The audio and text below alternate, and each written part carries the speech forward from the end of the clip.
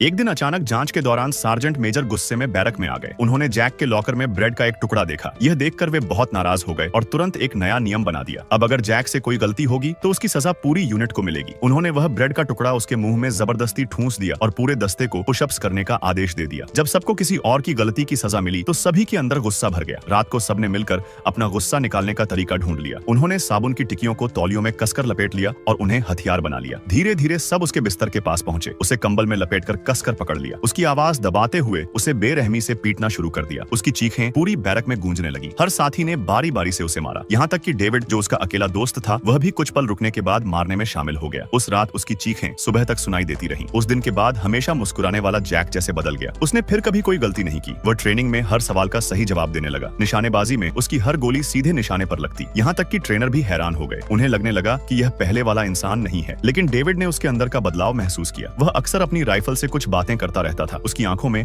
एक अजीब और डरावनी चमक आ गई थी। 8 हफ्तों की ट्रेनिंग कब खत्म हो गई किसी को पता ही नहीं चला। सबको अच्छे पद मिले, लेकिन उसे सीधे फ्रंट लाइन पर भेज दिया गया। आखिरी रात डेविड ड्यूटी पर था। उसे बाथरूम से कुछ आवाज सुनाई दी। जब वह वहां पहुंचा तो उसने देखा कि वह वहां खड़ा था। उसकी आंखों में गुस्सा साफ दिख रहा था। डेविड ने उसे शांत करने की कोशिश की। अचानक वह बहुत गुस्से में आ गया और जोर जोर से आदेश देने लगा, जैसे ड्रिल चल रही हो। उसकी आवाज से पूरी बैरक कांप उठी। शोर सुनकर सार्जेंट मेजर तुरंत वहां आ गए। पहले उन्होंने गुस्से में उसे डांटना शुरू किया, लेकिन जैसे ही उन्होंने उसकी लोडेड बंदूक देखी, उनका गुस्सा एकदम शांत हो गया। उन्होंने धीरे से कहा, हथियार नीचे रख दो, लेकिन उसने कोई जवाब नहीं दिया। इसके बाद सार्जेंट मेजर फिर से उसे गालियां देने लगे।